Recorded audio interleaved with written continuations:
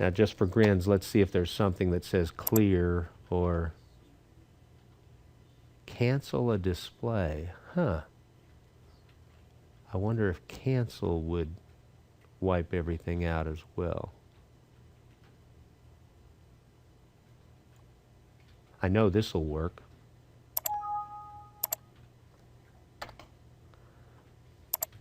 Let's see what that.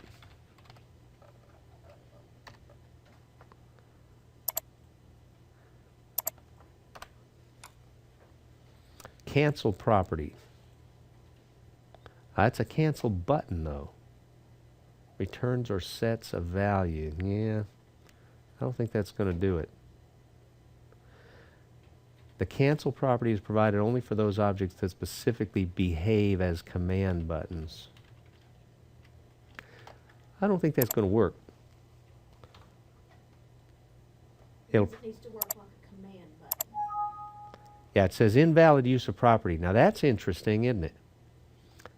It had it in the drop-down list, but it's not valid. Interesting. So caption equals empty string. That ought to do it. Now let's go run this thing. We're going to put the number 600. Please enter a whole number. Oh, it was already empty. Let's do a valid one first. 48. Now do an invalid one. Gives them the bad message, sends them back and wipes it out. Might be nice to wipe it out and then send the message, wouldn't it? Because that looked kind of funky to have stuff still there. In fact, we probably ought to code this text box so that when anything changes in it, it wipes out the label. That would be more elegant. In other words, we put a 48 here, but as soon as we do anything to that 48, it wipes out the label. So let's do that. That would be nicer.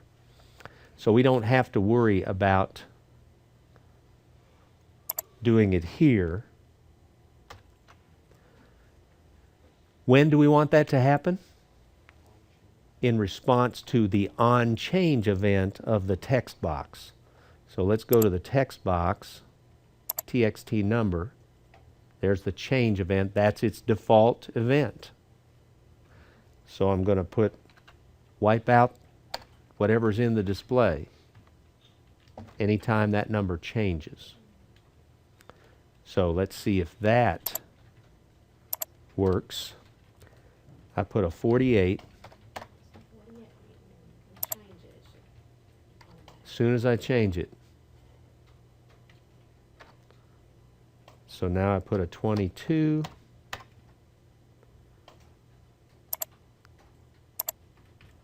Now I put 161. It wipes it out. I try to count to it. It says go back and try again. Again, it would be nice to select everything that's in there. And there's an easy way to do that. We'll show you later. To select all those numbers? To select the 161 so they could just type over it. Yeah, because that's nasty to make them have to click in there and backspace and all that. It should just go back there and select everything and they just type a new number. Yeah. Now, did everybody notice when I do type a valid number there and press enter, it automatically moved to the first button so that I can just press enter again. Or the letter T. Or the letter T. I could have done that. Let's try a 4 and do Alt-T. Oh, Alt-T. Yeah. Okay. How does that feel? More or less?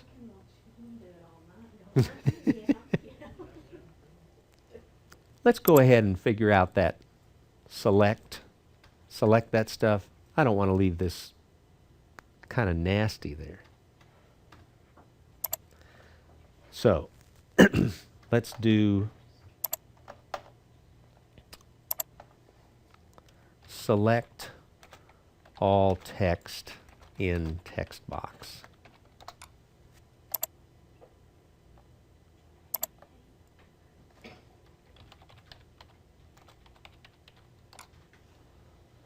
I'll bet we could look at text box properties, couldn't we?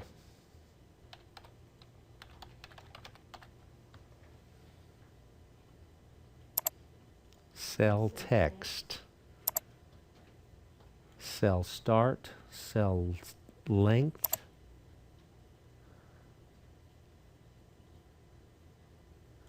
So we need to look at those things.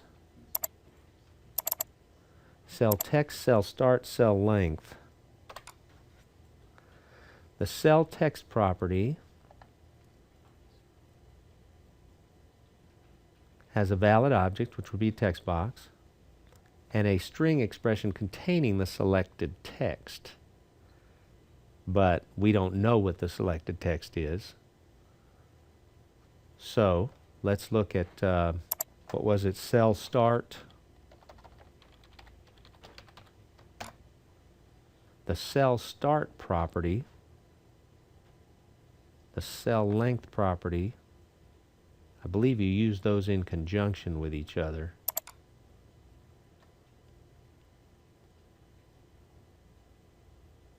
I don't think that's what I want.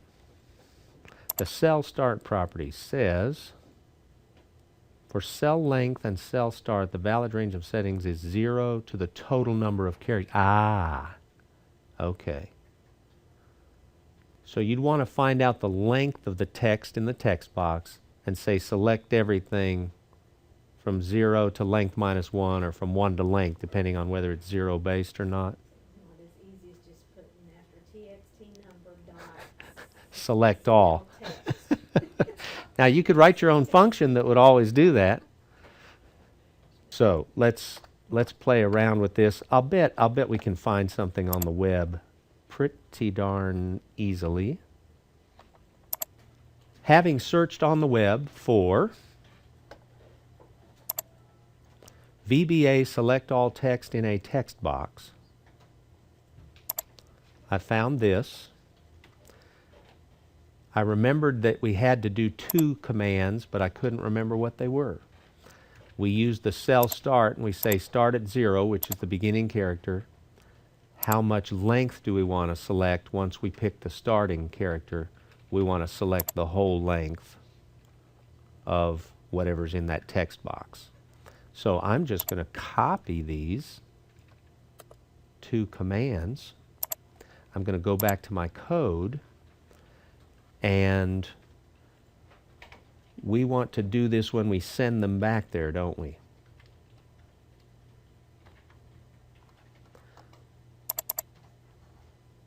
So when we send them back and set the focus to it, by the way, these things work, these 2 commands will work even if the focus is not set to it. But what I really need to do then, these 2 commands are going to say select all text so that user can type over it. And obviously we want to change the name to the real name of the text box. So let's try that. I think in parentheses you still had over there my text box. in your Oh, code. let me look I at saw that. another one. Yeah, right there. Ah, thank you. Yeah. Should have compiled it before I ran it, but I did not.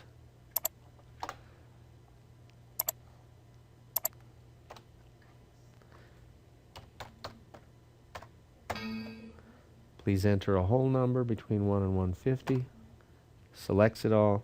We type a new number.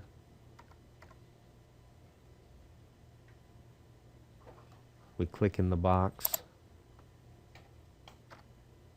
Wouldn't it be nice if they clicked in the box that it would automatically select it so they wouldn't have to backspace? They could just type. Yeah, I thought that's what we were trying to do, is to get that selected, so they didn't have to backspace it. Well, that was if they make an error. See, we just did it when they make an error, it selects It it. selects it. Right. Okay. But wouldn't it be nice if any time that box got the focus, Right. it would automatically select whatever's in it? That would be nice. Well, guess what?